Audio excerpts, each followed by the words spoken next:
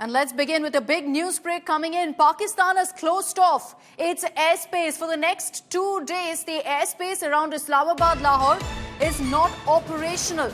Pakistan says they're conducting an air exercise for which over the next 48 hours they will close off their airspace. This is in fact a combat air patrol that's taking place by Pakistan fighter jets, but clearly it seems that worried that there could be some action by India, you've got this kind of a step being taken by Pakistan. So from today, April 28th, all the way up to 30th of April, next 2 days, the Pakistan Air Force is conducting air combat exercises, as a result of which it's closed off its airspace. What you see there on your screens, right there in the middle, is the image of what the Pakistan airspace looks like.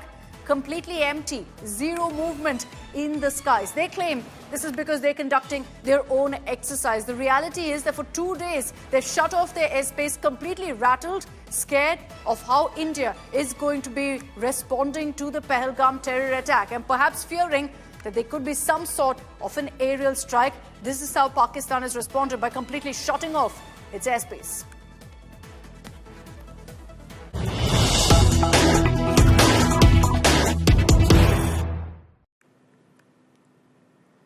A video that we showed you here on India Today of what exactly transpired on April 22nd of one of the tourists enjoying on a zip liner, shooting a selfie video. That video has led to the NIA now taking note. In that video, what's seen is while the tourist is pushed off the zip line by a local, the local was heard chanting Allahu Akbar, and so that operator is under the lens. Reports are telling us that the NIA will be questioning the zipline operator, the man you see on your screens, because of the fact that he chanted this slogan and then let the tourist go on that ride. At this point, gunshots were already heard, so he knew that there was some sort of chaos playing out, and he chanted these slogans and let the tourist go on that zipline. So there are questions really about why he chanted that slogan, the timing of it, and why he let the tourist go on the zip line despite the gunshots being heard. So the NIA, sources telling us, will be questioning this particular operator. The NIA has been taking in statements from eyewitnesses, from survivors, but they're also looking into all others who were there at that spot to identify if there were many others who aided in any way, who abetted this act in any way. This questioning, this development, extremely crucial.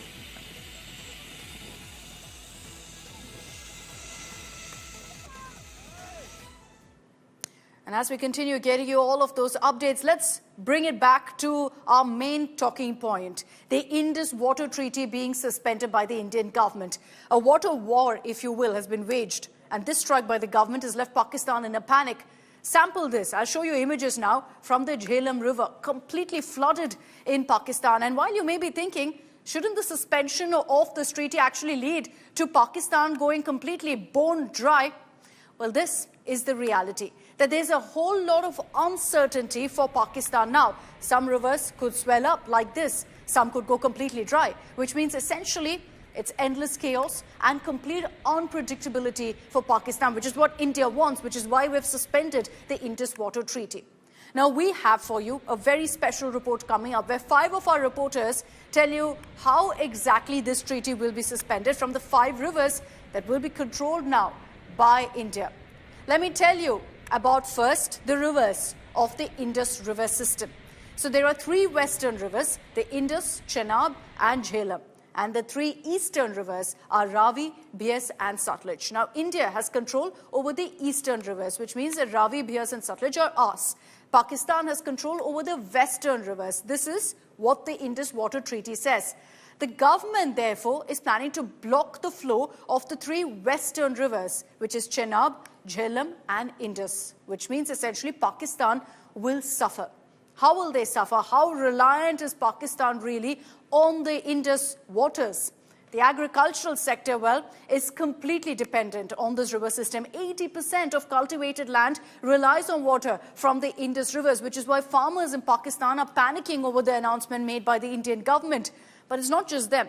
Cities in Pakistan are reliant on Indus for water supply. So they could go completely dry as well. There are also big, massive hydroelectric power projects that are on the Indus River.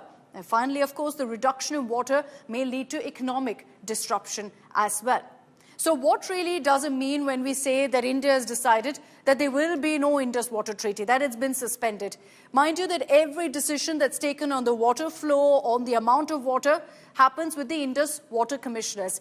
That will no longer happen. There will be no sharing of hydrological data with Pakistan, which means that we can go ahead and build whatever project we want along the course of these rivers. We don't have to intimate Pakistan at all. No advance information will be given about any new projects that India plans to put up along the Indus. We can now go ahead and build dams without any objection. As per the water treaty previously, that couldn't happen. Now, India is saying we will go ahead and develop the valley as we deem fit. So essentially, this translates to good news for the people of Jammu and Kashmir. The development can happen without having to consult commissioners, officials and whatnot. There will be no field visits by a Pakistan team to Jammu and Kashmir. Every time a project is sanctioned, field visits take place. That will no longer take place. No publication of an annual report on exactly where the river flow is going, what water levels were sent across. None of that will be done. So let's get you our special broadcast now of our 5 reporters. You see them all around me. These are the reporters who will explain to you how in every single river that's part of the Indus, the tributaries of the Indus, exactly how India will ensure that it's cut off from Pakistan. Let's begin with the Jhelum River. It's one of the rivers that flow from India to Pakistan. It's a tributary of the Indus River. It originates in Anantnag at the foot of the Pir Panjal range. And this river makes its way into Pakistan, finally joins the Chenab River. Remember the videos I showed you in the beginning of the show? That one right there? That's the Jhelum, completely swollen, courtesy India. Here's Mir Farid's report from the Jhelum first. Post the Pahalgam terror attack, India has launched a series of measures to put pressure on Pakistan and to make Pakistan understand that these kind of terror attacks, its nature of aiding and abetting terror, will no longer be accepted by the Indian state. Now, it started with a slew of diplomatic measures, offensive, and one of them, which it seems has pinched Pakistan the most, is the Indus Water Treaty. India has suspended the treaty from their side and has also threatened that if this doesn't stop, it will definitely stop the waters. It will do whatever it can to ensure that Pakistan is penalized. Now, what is the Indus Water Treaty? Which are the rivers which form the Indus Water Treaty? Who is authorized to use water of which river, and basically the technicalities, because the common man, the layman, needs to know.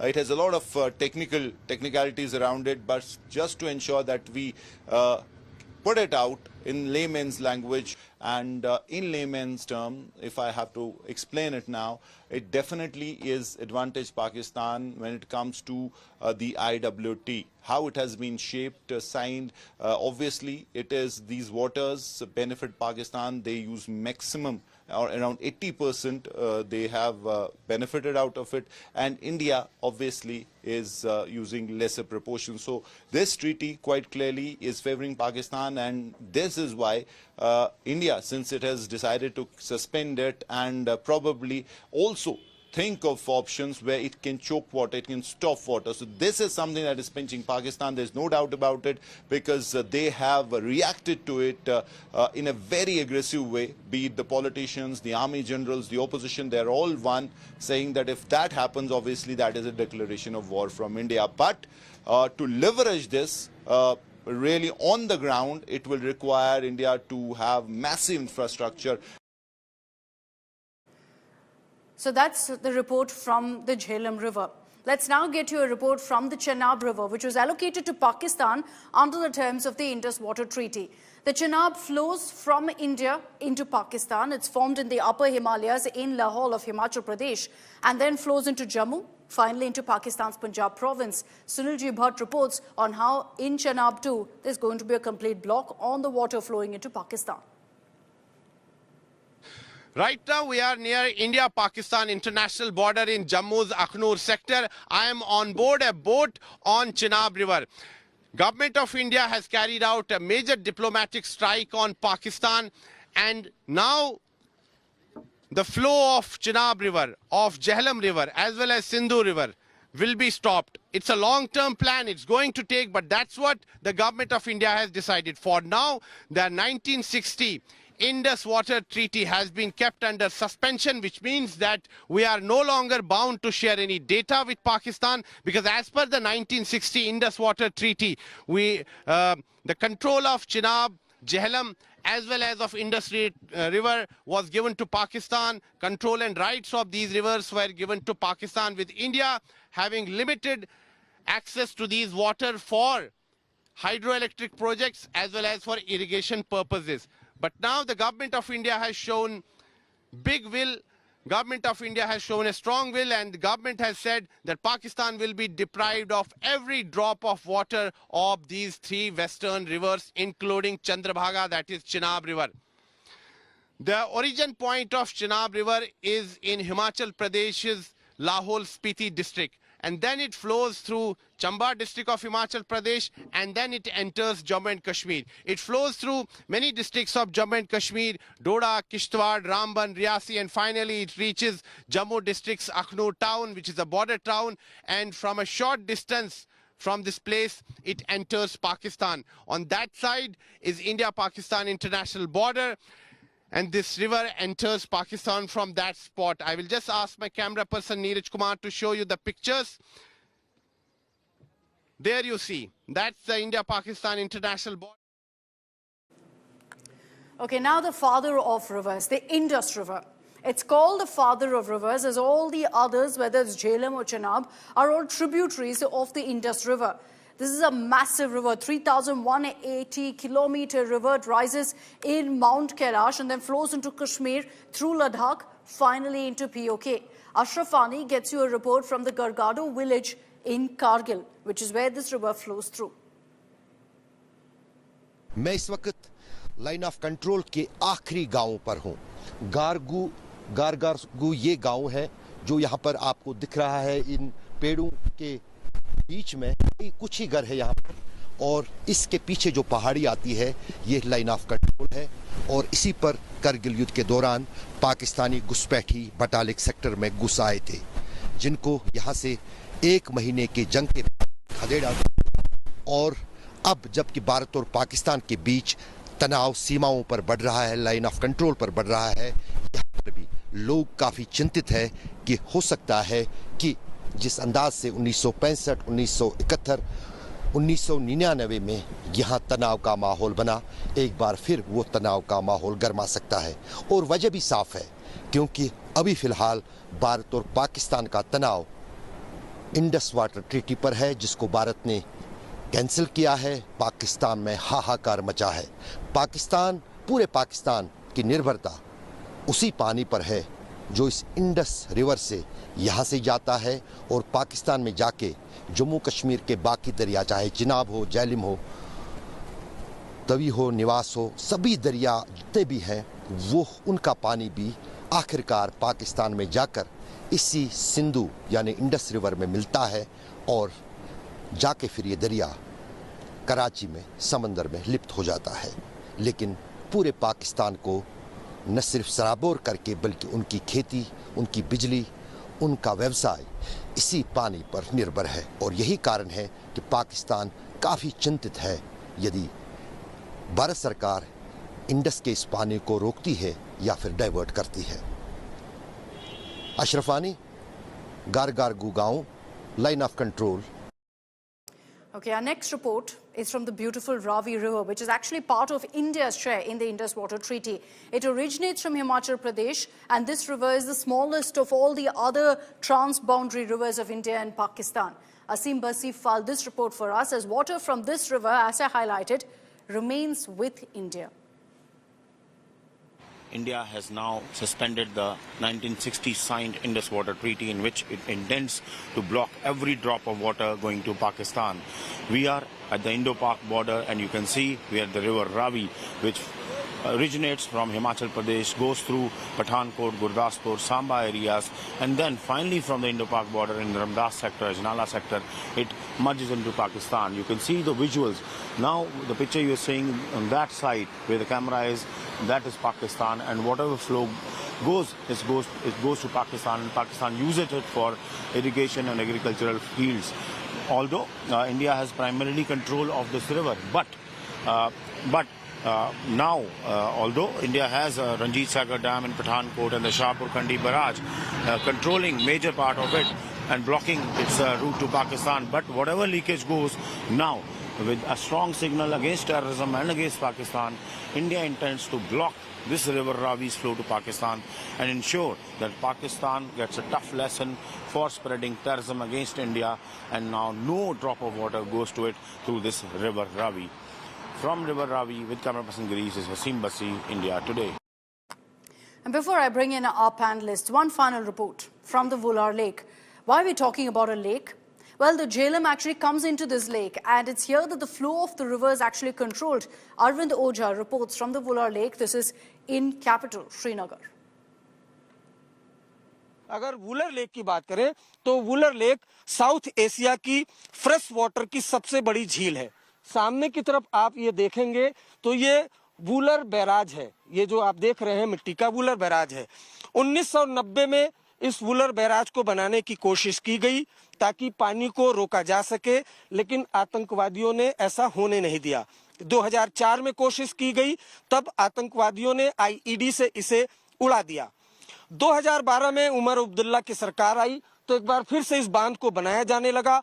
तब पाकिस्तान ने आपत्ति जताई कि इस वुलर बांध को बनाना Indus water treaty का उल्लंघन है। उसके बाद ये बांध नहीं बना, लेकिन अब इंडस वाटर ट्रीटी रद्द कर दिया है भारत सरकार ने। ऐसे में जो ये बांध है इसको बनाने का रास्ता साफ हो गया है, और इस बांध के बनने से झेलम नदी का जो पानी है उसका प्रवाह रोका जा सकता है, क्योंकि झेलम नदी का पानी पाकिस्तान की तरफ जाता है। कैमरामैन अजय ठाकुर के साथ वुलर लेक से अरविंद ओझा, आज तक। So we've gotten you those 5 reports that show you exactly how the government plans to go ahead and cut off water to Pakistan, which was agreed upon previously, the Indus Water Treaty. I want to bring in our panelists now in this edition of News Track. We've got Veena Sikri, former diplomat, and also Brahma Chelani, strategic affairs expert with us. Thank you both for your time. Mr. Chelani, I'd like to begin with you. Now, while we've shown our viewers exactly what the Indus Water Treaty is all about, there are a lot of questions, Mr. Chelani, on whether this is actually immediate action by India, and actually suspending the treaty could take at least a few years. You're absolutely right. International law is clear. When a treaty's foundational conditions collapse, or when one party persistently violates it, the other party has the right to suspend or withdraw. The Vienna Convention on the Law of Treaties, which codifies customary international law, permits suspension or withdrawal in cases of material breach or fundamental change of circumstances. Pakistan's conduct meets both tests. Yet, it's very important to note, India has not formally suspended or withdrawn from the Indus Waters Treaty. It has merely placed the treaty in abeyance.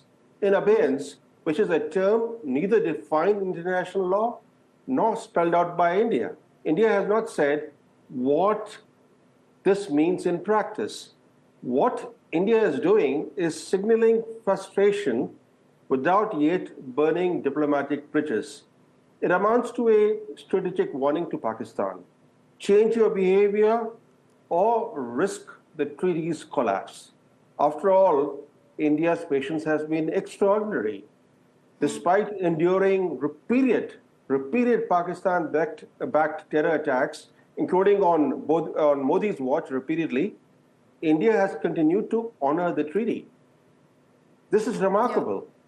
That for 65 years, India has honored a treaty that gives India no benefits. Only India has to bear the burdens of a treaty without deriving any benefits. Normally, a treaty has benefits for both sides.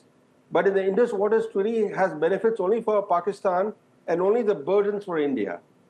And this very unfair arrangement certainly cannot last for too long. And certainly what we are seeing now is that Pakistan's own actions have brought the Indus Waters Treaty under siege. The message is clear.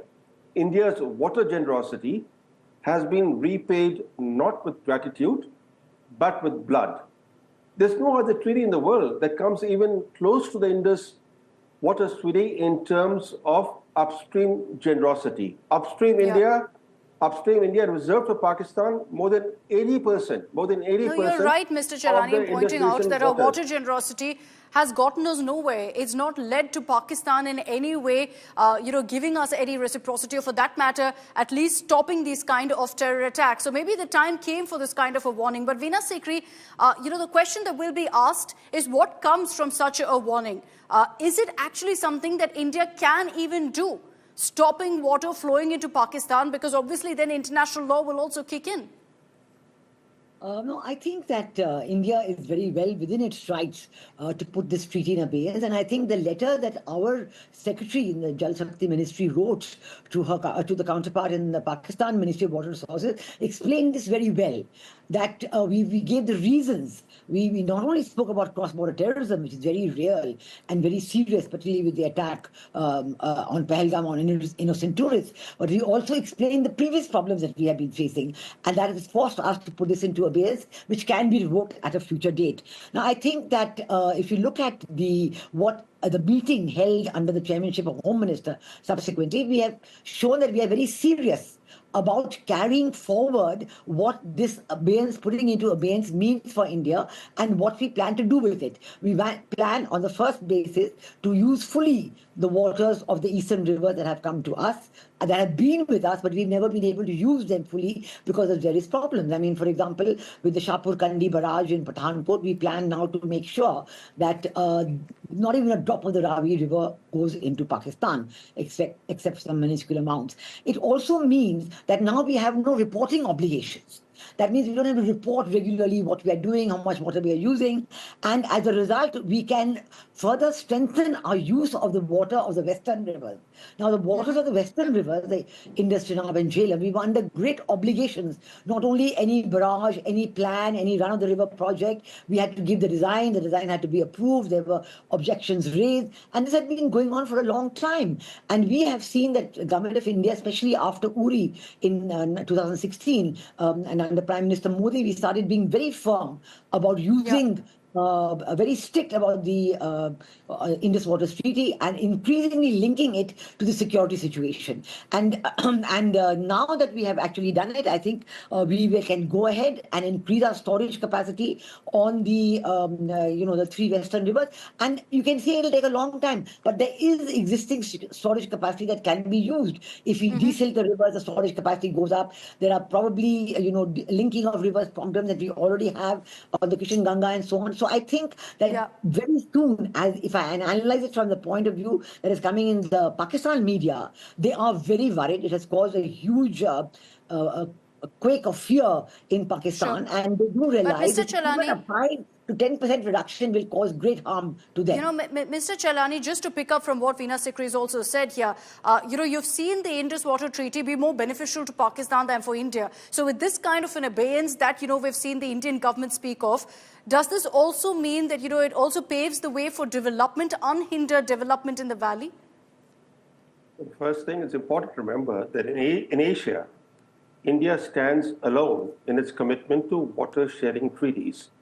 China, despite occupying the water-rich Tibet, the source of most of Asia's major rivers, refuses to negotiate a water-sharing treaty with any downstream neighbor. The only water-sharing treaties in Asia are the ones India has concluded with its two downriver neighbors, Pakistan and Bangladesh. Now, on the issue of what India can do with its, with the Indus system rivers, your own reporter had a report a few minutes ago on River Ravi. Ravi, Bias and Satluj are reserved for India's exclusive use. But Correct. your reporter was showing how the Ravi water was flowing to Pakistan, even though within India, states are fighting over water. Punjab, Haryana, Haryana, Rajasthan, Haryana, Delhi. So many water wars are being fought or being waged in India over the Indus waters. Yet, bonus waters from India's own rivers, the rivers that are reserved for India, are still flowing to Pakistan. And as far as the rivers that are reserved for Pakistan under the Indus Waters Treaty, the same rhetoric that we're hearing today in India, the same rhetoric we heard 8 years ago in 1996 after the Uri attack, when the Prime Minister said, blood and water cannot flow together. And then minister after minister said, we will ensure that not a drop of water goes to Pakistan. But nothing really has happened. For example, under the Indus Waters Treaty, it's important to know, under the Indus Waters Treaty, India has the right to build storage on the 3 large rivers that are reserved for Pakistan, storage of 3.6 million acre feet, 3.6 million acre feet. India so far has built storage only of 0.3 million acre feet. And that's shocking. That's shocking Yes, that, we've and not also- done anything about that. But Yeah, and I that's just it. hope, I just hope that now going forward, we also ensure that our water resources are bettered. Yes, we can talk about India, Pakistan and the Indus Water Treaty, but perhaps focus more also on India's water resources. Use this as a moment to also reflect on the fact that in the course of the Indus Water Treaty, perhaps we've been given the short end of the stick. Mr. Brahmachalani and Veena Sikri, thank you very much for joining us on this broadcast. The repercussions of the decision taken by the government on the Indus Water Treaty is something we'll track very, very closely. That's all we have time for in this edition of News Track. Thanks very much for tuning in.